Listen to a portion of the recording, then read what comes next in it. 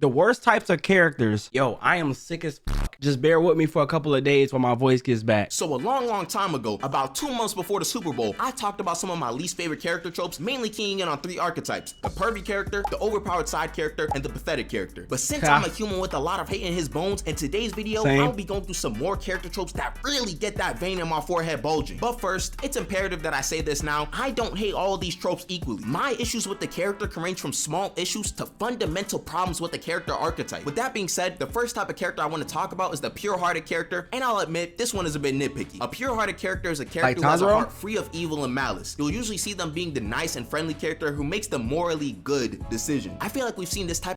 I feel like this character pisses me off only when they're so good that they can't differentiate evil. Like how Gohan was for a long time. He was so innocent and he didn't really see nothing wrong with a lot of things that was going on. Good thing he had Killua there, because without Killua, Gohan would have got taken advantage of. Free of evil and malice. You'll usually see them being the nice and friendly character who makes the morally good decision. I feel like we've seen this type of character a lot in anime. A very simple example of someone with a pure heart is Goku. You never see Goku doing anything evil and will typically look to give his enemies second chances or forgiveness. And there's nothing wrong with that in theory. Depending on how the story is executed, you can see the cracks of this type of character start to appear very quickly. And my problems go a bit deeper than letting the villain go or giving forgiveness to the villain. For example, look at a character like Tanjiro. When Yutaru and Daki are about to die, they start arguing and spouting crazy things to each other. Tanjiro swoops in to tell them to stop arguing because they only have each other left, etc, etc. Although there's nothing wrong with being sentimental, at a certain point, I start to feel like we're just being a bit unrealistic. Like an hour ago, Daki destroyed an entire block of houses and people, and you were the one who got angry at the fact that someone could do such a thing without regard for others' lives. But then at death's door, we're choosing to be sentimental to them. I can understand that it's easier to have those feelings at a moment like death, but I don't know, it just feels a bit off when it's executed in such a manner. This also just might be me having a bigger problem with Demon Slayer as a whole. Hey,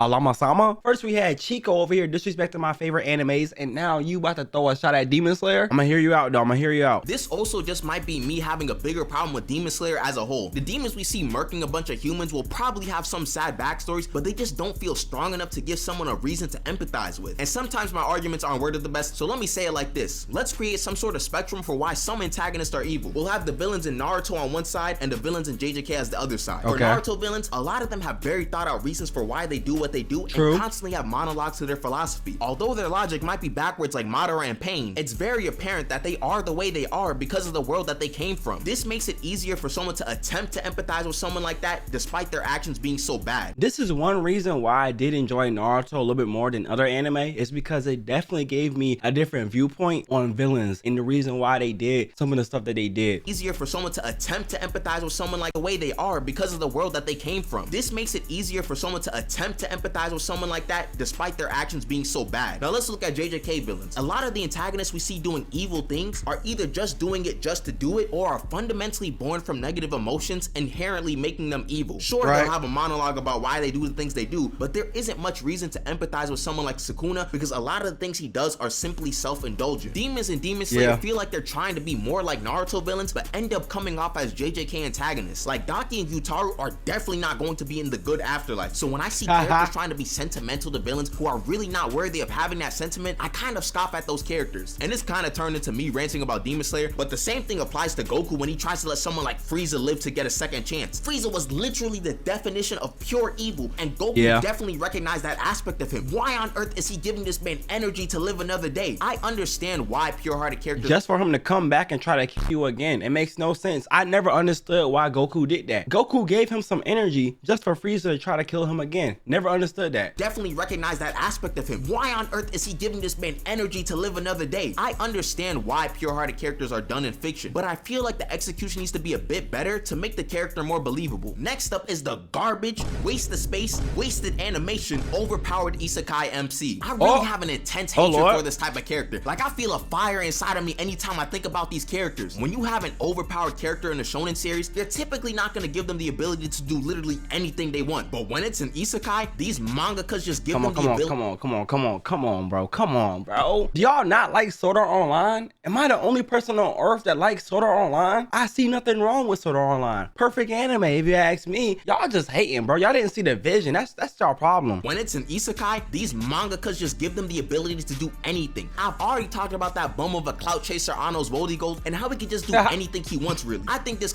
How's he a clout chaser? What did he do? What did he do to be a clout chaser, bro? He ain't do nothing. I feel like you only call him a clout chaser because he's the only person that can beat Goku. Clout chaser Anos Voldigold, and how he can just do anything he wants, really. I think this comment sums it up perfectly. This man Anos is literally just doing kindergarten play fighting. Every fight he's in, he can just be like, nuh-uh, and just murk you. It was cool the first time, Anos, but you've done the same thing for 2 seasons straight. And I'm just assuming that's what he's done because I'm not watching that show. Why should I? I know who's gonna win and what's gonna happen. How many times do you have to see to get the point? Why would you watch a battle series where the protagonist is so absurdly broken? It just becomes very uninteresting. There's a reason why being called an Isekai MC is an insult. They tried to give my boy Yuta these allegations because it just seemed like he was too strong and it was getting boring. These Isekai MCs also Yuta the GOAT though. Man, maybe I'm just a head ass for Isekai. Yuta is my favorite character from JJK. Maybe I'm a head ass and I like trash characters. Hold on. Y'all better not be frying me in the comments below, bro. When I say stuff like that, y'all not supposed to agree. Y'all supposed to help me feel better about my decisions. Y'all never have my side. It just seemed like he was too strong and it was getting boring. These Isekai MCs also just be infesting these anime sites with their series. Look at this one. In another world with my smartphone. What? Look at this bit. Ooh, let me calm down. Let me calm down. Relax. This guy is a god. Not joking. He's a god and can do all sorts of magic and other BS, and he has a smartphone and whatever. And that's another thing. They always use the magic route to allow these MCs some BS abilities. Like they'll casually have some time spell that reverses everything, or perhaps an instant death spell that murks someone on contact. Then there'll be some demigod demon or demon demigod that makes them even stronger. Are we not exhausted of this yet? I'm really sorry if this is someone's favorite anime. You may have watched it when you were younger and I'm just slandering it like crazy. I'm also sorry that you haven't found something better than this series. At the very least, from my understanding, the story isn't fully battle focused, so you won't have a caveman plot of the MC just running through everyone. Long story short, all these guys that none of these characters are Kirito, right? I'm not gonna lie, every single character I'm looking at on this screen looks like Kirito. Kirito has to be the OG, right? Kirito's not a clone of other characters. All of these characters are Kirito clones, right, chat? So you won't have a caveman plot of the MC just running through everyone. Long story short, all these guys are the same uninspired, bland character that would just be using the debate to say that they can beat Goku. I hate them. For the next character type, I want to talk about the gifted characters slash prodigies. In a vacuum, these types of characters are typically fine. They demonstrate the potential to be really strong and are usually relatively young, making them more relatable to the younger audience. However, the discourse around these characters has got to be the most frustrating thing imaginable. The conversations around the gifted character revolve around 2 topics. Topic 1 is that the character is overrated by everyone and is just a potential man. Topic 2 is that the character is secretly the strongest thing imaginable and just needs to realize their potential. And spoiler alert, both sides are equally annoying. First off, the discussion about being a potential man can get dragged really quickly. There are some cases when the character is genuinely overrated and glorified for contributing very little to the story, but it gets to a point where people make false narratives about a character always losing, when in reality, their record isn't as bad as people say it is. You really can see how biased people are when you ask them questions about a character like Toshiro. Toshiro is one of my favorite characters in Bleach, so obviously I'm going to defend him, but objectively, this guy don't even be getting crazy L's. He lost to Aizen twice. Whoop-de-doo. Basically, everyone lost to Aizen, but they'll use the losses to really drag his name through the mud when he ain't even lose that much in the series. Now it's Aizen.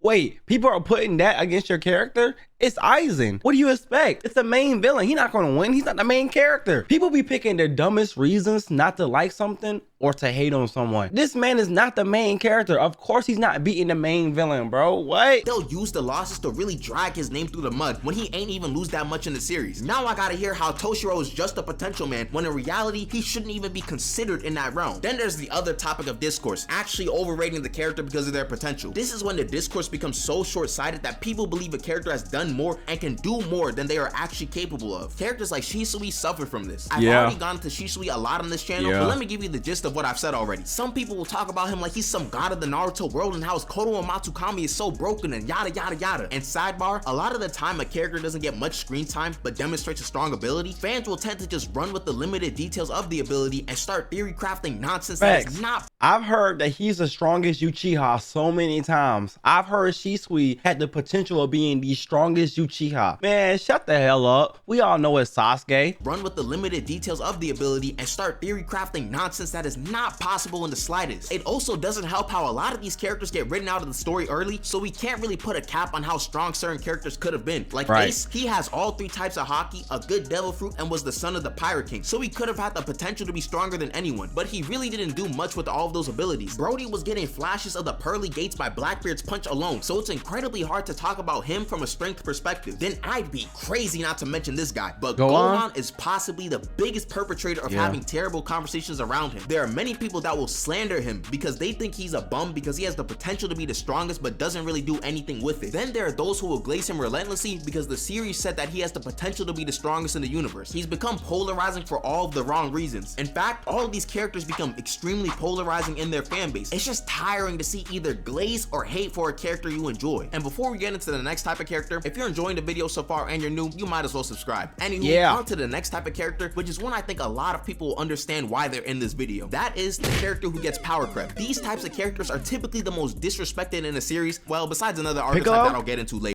Is Piccolo the most disrespected character? No, it's Krillin. I know for a fact Krillin is the most disrespected character in Dragon Ball. Now Piccolo could be a close second. Well, besides another archetype that I'll get into later. For those who don't know, power creep is a concept of characters in a series becoming stronger as the story progresses. This leaves characters who are not constantly within the main cast left behind in terms of power. These are the types of characters where you gotta separate the strength level from the actual character and just reminisce on the good times. This character archetype always hits different when I look at characters like Enel, Chad up until the 1,000-Year Blood War, Piccolo before the superhero movie, etc. All of these guys were so cool. Before superhero, Piccolo was trash. After superhero, he's cool. He got his new transformation and everything changed for him. Now he's top 5 in the verse. I'm lying, I made that up. But like a lot more people respect him. And Gohan, that Beast Gohan form is so fire, bro. I can't lie. All of these guys were so cool when they were first introduced. Like Chad was the powerhouse that Ichigo infamously said he couldn't imagine losing. Just off of his initial episodes, I thought Chad would be a big player for the entire series. But then he fought Shinsui and lost. Then he didn't really do much in the Arankar arc. Then he became irrelevant for a bit and now he's just there. Same thing happened to a majority of the Z fighters in Dragon Ball Super. Shoot, even the Buu saga was really the start of the downfall for a lot of the Z fighters. The Earthlings like Tien, Yamcha, Krillin, and Chaozu got power crept so fast and now they're just spectators in most fights. The Tournament of Power was cool, but it doesn't compare to how much of a role these guys played in Dragon Ball. When I was younger, these guys always felt a bit irrelevant post Saiyan saga because I didn't even know about Dragon Ball. Piccolo might be the most egregious case of being power crept because he's such a good character in Dragon Ball and throughout most of Dragon Ball Z. And he was getting fairly good treatment up until the Buu saga where he was kind of just there to help out Goten and Trunks. And then Dragon Ball Super, he was just non-existent. Like seriously, what did he do in Dragon Ball Super before superhero? I don't care how random the power-up was, but he needed Orange Piccolo so he could actually be relevant again. It physically pains me to see a character like Piccolo be plunged into irrelevance for so long. Then the villains who get power crept are a different type of pain. And Nell was such a massive threat in Skypiea because of his fruit and observation haki. But then he got beat by a Luffy with no gears. So the threat that he once had is no longer there whatsoever. No gears? He got beat by no gear Luffy? Disrespectful, I can't lie. That's crazy. Getting beat by no gears and you're like one of the strongest villains is insane. Damn. Is no longer there whatsoever. It's a very good thing that Oda does not leave a lot of his villains to dry out on the side of the road. So it's possible that he returns later in the story. I think Oda started to lock in after Crocodile because he started to realize he did his character dirty. Crocodile is one of my favorite One Piece villains because he just feels like the perfect balance of everything. He was one of the first characters to defeat Luffy easily and had some really good moments in Alabasta. Like when the elite guard tried to challenge him with a special water that killed them, he just sat there and let nature take its course. I can't put my finger on it, but I just love this moment so much. But then Luffy beat him, which is fine and all, until you realize how early in the story it is for Luffy to beat a character on the caliber of Crocodile. A Logia user who's a warlord gets beat in the first major saga in the series. This was definitely a problem that Oda was smart for amending, because if Crocodile just got written out of the story past this point, then it would have easily been one of the biggest fumbles. And that's probably the best way to summarize a character who gets power crept, a fumble. They are characters with the actual potential to contribute more to the story, but are not able to keep up with the story's level of power.